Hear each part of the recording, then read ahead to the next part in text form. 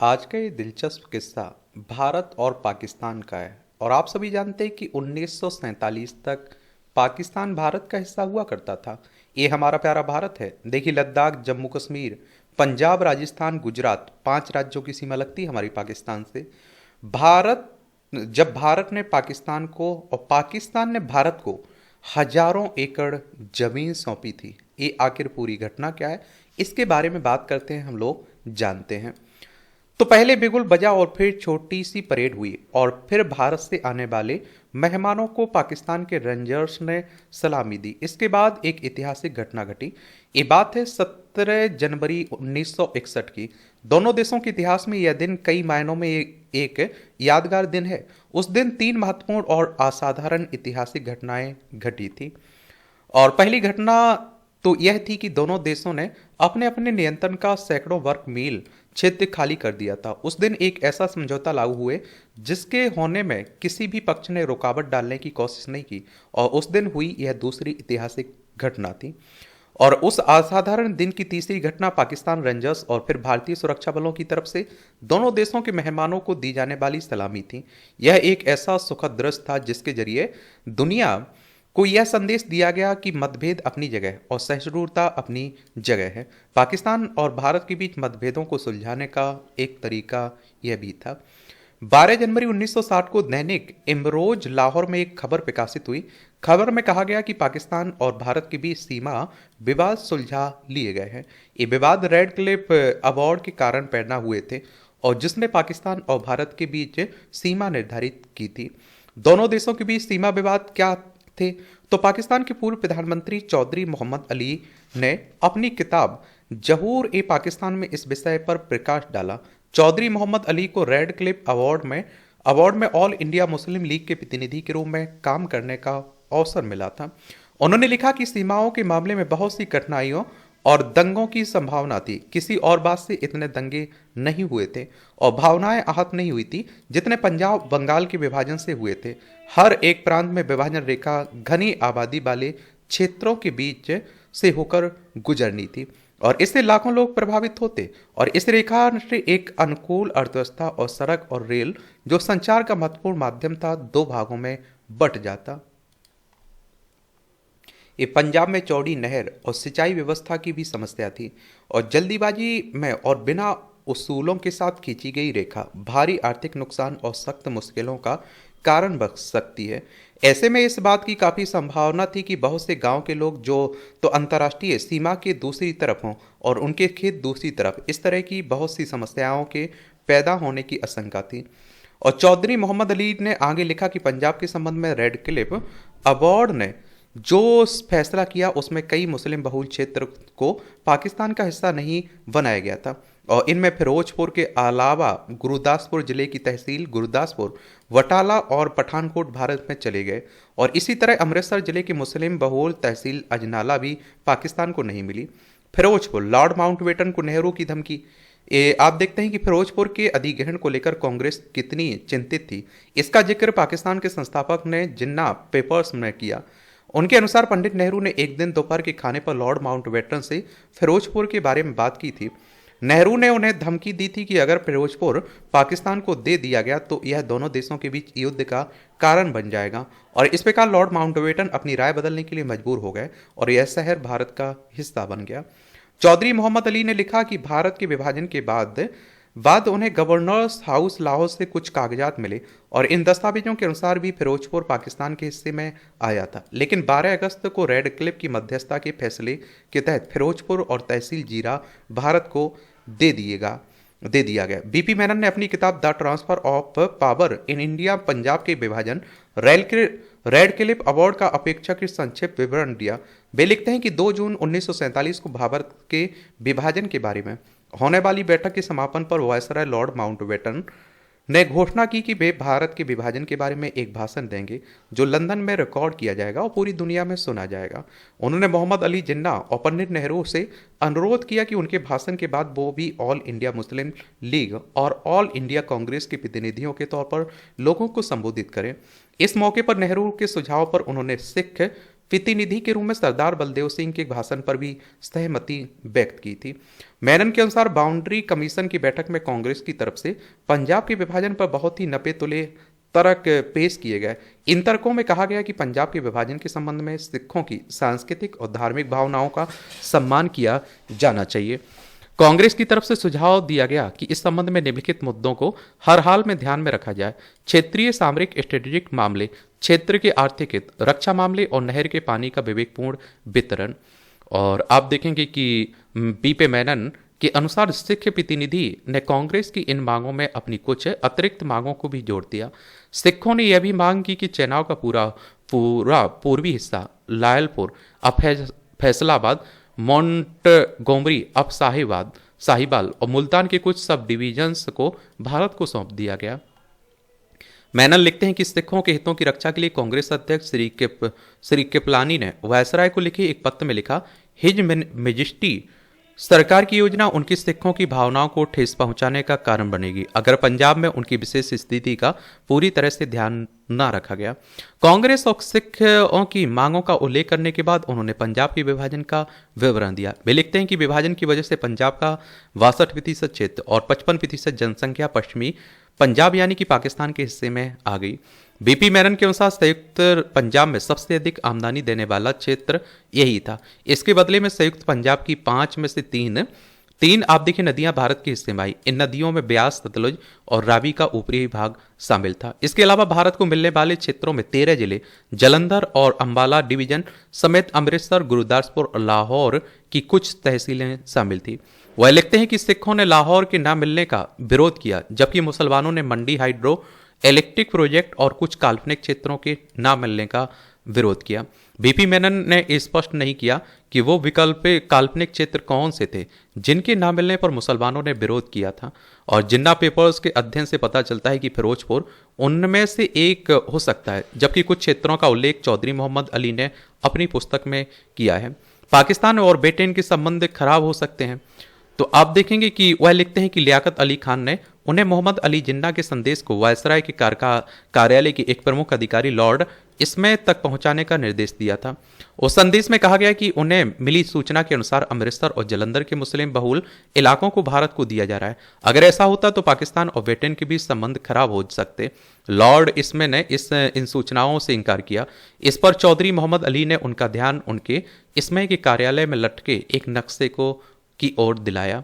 और आप देखिए चौधरी मोहम्मद अली के अपने शब्दों में, मैंने उन्हें नक्शे की तरफ आने का इशारा दिया ताकि इसकी मदद से मैं उन्हें इस स्थिति को समझा सकूं। पंजाब के नक्शे पर पेंसिल से एक रेखा खींची गई थी। यह रेखा बिल्कुल उसी सीमा के अनुसार थी जिसकी सूचना कायदे आजम को दी गई थी। मैंने कहा कि इसके बाद मेरी तरफ से दिया गया कोई भी स्पष्टीकरण अनावश्यक है, क्योंकि वह रेखा नक्शे पर पहले से ही खींची हुई थी और जिसके बारे में मैं बात कर रहा हूँ इसमें का रंग पीला पड़ गया। और आप देखेंगे कि चौधरी मोहम्मद अली ने आगे लिखा है कि पंजाब के विभाजन से संबंधित राय तय किए गए उसूलों यानी कि धार्मिक बहुसंख्यकों को नजरअंदाज करने को लेकर बीपी मेनन और वायसराय के सहयोगी मेजर शॉर्ट ने ये तर्क दिया था कि विभाजन के फॉर्मूले में ये बदलाव निकट भविष्य में संभावित खुरेजी से बचने के लिए किया जा रहा है।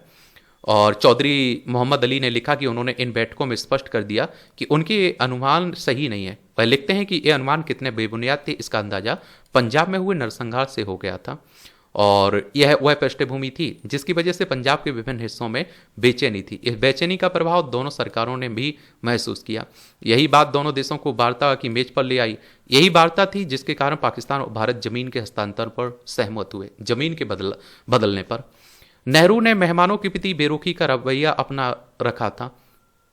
तो 18 जनवरी 1961 को दैनिक इमरोज ने लिखा कि दोनों देशों के बीच बातचीत करने का फैसला पाकिस्तान के सैन्य शासक अयूब खान और भारत के प्रधानमंत्री पंडित जवाहरलाल नेहरू के बीच ऐतिहासिक मुलाकात में लिया गया था। यह मुलाकात दिल्ली के पालम एयरपोर्ट पर हुई थी। कुदरतुल्ला सिहाब ने अपनी आत्मकथा सिहाब नामा में इस मुलाकात के बारे में लिखा है। सिहाब लिखते हैं कि इस मुलाकात में नेहरू ने अपने मेहमानों के प्रति बेरुखी का रवैया अपनाया रखा। इस मौके पर उन्होंने अपने मेहमानों की तरफ ना मुस्कुराकर देखा और ना ही उचित कपड़े पहने। और सियाब के मुताबिक नेहरू ने सफ़ेद शेरवानी, गांधी टोपी और बिना जुराब के चप्पल पहन रखे थे। औपचारिकता के बाद दोनों नेता लाउंज में चले गए, जहां उन्होंने 1 घंटे 40 मिनट तक मुलाकात की। इस मुलाकात में अयूब खान ने उन्हें संयुक्त रक्षा की पेशकश की। जवाब में नेहरू ने कहा कि उनके विचार में नो वॉर डिक्लेरेशन उचित होगा। और आप देखते हैं कि अयूब खान ने कश्मीर समस्या का समाधान होने तक भारत की गैर आक्रामकता को निरर्थक करार दिया। वहीं नेहरू ने सुलह को बढ़ावा देने, सीमा संघर्ष से बचने के उपायों पर जोर दिया। सीमा संघर्ष से बचने और सुलह को बढ़ावा देने का यह वही विचार था जिसके कारण दोनों देशों के बीच बातचीत का समय तय हुआ। इस कार्यक्रम के तहत 8 जनवरी 1960 को एक प्रमुख सिख नेता सरदार स्वर्ण सिंह, जो बाद में भारत के विदेश मंत्री बने, लाहौर पहुंचे। लाहौर पहुंचने में पर उन्हें गार्ड ऑफ ऑनर दिया गया। सरदार स्वर्ण सिंह 2 दिन तक पाकिस्तान में रहे। लाहौर में पहले दिन उन्होंने पाकिस्तानी अधिकारियों के साथ व्यापक बातचीत की। अगले दिन वह रावलपिंडी पहुंचे, जहां उन्होंने अयूब खान से मुलाकात की। रावलपिंडी पहुंचने पर भारतीय प्रतिनिधिमंडल का स्वागत विदेश मंत्री मंजूर कादिर ने किया। लाहौर वार्ता के दौरान क्षेत्रों के स्वामित्व और दोनों तरफ सैन्य चौकियों के निर्माण और पहरे वगैरह से संबंधित नियम तय किए गए। इसके अलावा अन्य तकनीकी मामलों तय करने के लिए 2 उप समितियों का गठन किया गया। और आप देखेंगे कि भारत उप उच्चायुक्त हरमन भान ने कहा कि वार्ता का हिस्सा सैन्य गतिविधियों के बारे में भी था। इस संबंध में सैन्य अधिकारी आपस में चर्चा में लगे हुए थे और जिनमें बुनियादी सिद्धांत तय किए जाने थे। अगले दिन 8 जनवरी 1960 को लेफ्टिनेंट जनरल शेख के नेतृत्व में एक पाकिस्तानी प्रतिनिधिमंडल नई दिल्ली पहुंचा। दिल्ली पहुंचने पर पाकिस्तानी प्रतिनिधिमंडल का स्वागत एक केंद्रीय मंत्री केडी मालवीय ने किया। इस अवसर पर प्रतिनिधिमंडल को गार्ड ऑफ ऑनर भी दिया गया। अगले दिन दोनों देशों के बीच लंबी बातचीत के बाद समझौता हुआ। इस समझौते की खबर पाकिस्तान और भारत के अखबारों में प्रमुखता से छपी। दैनिक इमरोज लाहौर ने इस खबर को इस शीर्षक के साथ प्रकाशित किया, पाकिस्तान एक और भारत 3 गांवों से मुतालिक अपने दावे से दस्तबरदार हो गया। और आप देखेंगे कि दोनों देशों के बीच इस समझौते का शीर्षक था पश्चिमी पाकिस्तान के सीमाई विवाद के सिलसिले में पाकिस्तान और भारत के बीच समझौता। समझौते के विवरण में बताया गया कि इस सेक्टर में पाकिस्तान और भारत के बीच 325 मील लंबी सीमा के 252 मील का सीमांकन हो चुका है। दोनों देशों के बीच मतभेदों के कारण 73 मील की सीमा स्पष्ट नहीं है। और यह बाउंड्री कमीशन के अध्यक्ष सर सिरिल रेडक्लिफ के अवार्ड की व्याख्या पर असहमति के कारण था। इस समझौते के तहत अमृतसर लाहौर सीमा पर, जिसमें अब कसूर तहसील के क्षेत्र भी शामिल थे, अब पाकिस्तानी क्षेत्र माना जाएगा। इन इलाकों में देहा सरजा, मुरैया, रख, हरदस सिंह और पठान के शामिल होंगे। और लाहौर अमृतसर सीमा पर, जिसमें कुछ क्षेत्र कसूर का भी शामिल था, चक लधी के भारत की सीमाओं में शामिल होंगे। लाहौर फिरोजपुर सीमा पर फिरोजपुर के बारे में यह निर्णय लिया गया कि इन जिलों की सीमा सतलुज नदी के मूल मार्ग के साथ नहीं होगी। और इसी तरह आप देखेंगे, इसी तरह फिरोजपुर मोंटगोमरी सीमा के रीअलाइनमेंट पर दोनों देशों के बीच सहमति बनी। और दोनों देशों के बीच खाड़ी कच्छ, सिंध का रन ऑफ कच्छ की सीमा को लेकर मतभेद थे। समझौते में इस बात पर सहमति बनी कि इस संबंध में और जानकारी जुटाने के बाद फैसला लिया जाएगा। यह भी निर्णय लिया गया कि पश्चिमी पाकिस्तान, पाकिस्तानी पंजाब और पूर्वी पंजाब के बीच सभी सीमांकन मुद्दे को अप्रैल 1980 तक पूरी तरह से सुलझा लिया जाएगा। दोनों देशों के बीच हुए समझौते का विवरण रावलपिंडी और नई दिल्ली में ने एक साथ जारी किया। और समझौते के ये दस्तावेज अब इंटरनेट पर भी दोनों देशों की तरफ से अलग अलग उपलब्ध हैं। पाकिस्तान और भारत के बीच होने वाले इस समझौते को 17 जनवरी 1961 को पूरी तरह से लागू किया गया था। और इस समझौते के तहत भारत ने 84,000 एकड़ जमीन पाकिस्तान को और पाकिस्तान ने 35,000 एकड़ जमीन को भारत को सौंपी थी। दोनों देशों के बीच क्षेत्रों का यह हस्तांतरण 340 मील लंबी सीमा पर हुआ। इस हस्तांतरण के तहत पाकिस्तानी हुसैनी वाला हेडवर्क्स से 1 मील पीछे हट गया। इस तरह इस हेडवर्क्स का नियंत्रण पूरी तरह से भारत को मिल गया। इस प्रशासनिक विभाजन के कारण ब्रिटिश काल में स्वतंत्रता के लिए अपने सशक्त संघर्ष की वजह से मशहूर हुए कॉमरेड भगत सिंह और उनके साथियों की समाधि भी भारत के हिस्से में आ गई। 31 मार्च 1931 को फांसी के बाद फिरोजपुर के पास सतलुज नदी के तट पर भगत सिंह का अंतिम संस्कार करके यहीं उनकी समाधि बना दी गई थी। इस तरह जमीन के हस्तांतरण के समझौते के तहत ये ऐतिहासिक स्थल भारत को मिल गया। हुसैनी वाला हेडवर्क्स के बदले भारत भी सतलुज नदी पर सुलेमान की हेडवर्क्स क्षेत्र से 14 मील पीछे हट गया। इस तरह हेडवर्क्स के अलावा चेस्टर ब्रिज का एरिया भी पाकिस्तान को मिल गया। और आप देखिए अखबार ने लिखा कि रक्षा की दृष्टि से इस पुल पर का बहुत महत्व है। सीमा हस्तांतरण के तहत पाकिस्तान ने एक पूरा गांव और 32 देहात के कुछ हिस्सों को भारत को सौंप दिया। इसके बदले में 4 पूरे गांव और 34 गांव के कुछ हिस्से पाकिस्तान को मिले। और जमीन हस्तांतरण के नतीजे में 1693 परिवार प्रभावित हुए और इन परिवारों को यह अधिकार दिया गया कि वो दोनों देशों में से जिस देश में चाहे रह सकते हैं। जमीन के हस्तांतरण के नतीजे में 1693 परिवार प्रभावित हुए थे। इन परिवारों को ये जो बताया ना, और जमीन के हस्तांतरण के पूरा होने के बाद भारतीय प्रतिनिधि मंडल ने मीडिया से बात की। इस मौके पर उन्होंने कहा कि सीमावर्ती क्षेत्रों के सौहार्दपूर्ण हस्तांतरण से दोनों देशों के बीच संबंध और मजबूत होंगे। जमीन का हस्तांतरण बहुत अच्छी तरह है और मैत्रीपूर्ण तरीके से किया गया। इस हस्तांतरण से दोनों देशों के बीच सीमा विवाद सुलझ गए। अब हम अपने अपने क्षेत्रों को जानने लगे हैं। अब हम शांतिपूर्ण पड़ोसियों की तरह रह सकते हैं। और इससे पहले पहले आप देखते हैं कि पहले इससे पहले समझौते को औपचारिक तौर पर लागू कराने के लिए भारत ने सरदार ज्ञान सिंह कहलो बागा सीमा पहुंचे। पाकिस्तान पहुंचने पर पाकिस्तानी अधिकारियों ने उन्हें प्रतिनिधि मंडल का स्वागत किया। इसके कुछ देर बाद पीर एहसानुद्दीन के नेतृत्व में पाकिस्तानी प्रतिनिधि मंडल भारतीय क्षेत्र में दाखिल हुआ। भारतीय अधिकारियों ने भी पाकिस्तानी प्रतिनिधि मंडल को गार्ड ऑफ ऑनर दिया। दोनों प्रतिनिधि मंडल सीमा पर बने कंट्रोल रूम में दाखिल हुए, जहां वायरलेस के जरिए सूचना मिल रही थी। दोनों देशों की सेनाएं समझौते के तहत खाली हुए इलाकों की कमान संभाल रही और इस तरह उस वक्त दोनों देशों के बीच मतभेदों को सुखद तरीके से सुलझाने का प्रयास सफल रहा। तो यही कहानी है इस भूमि के हस्तांतरण की। आपका कोई सवाल हो, सुझाव हो तो बता सकते हैं। धन्यवाद।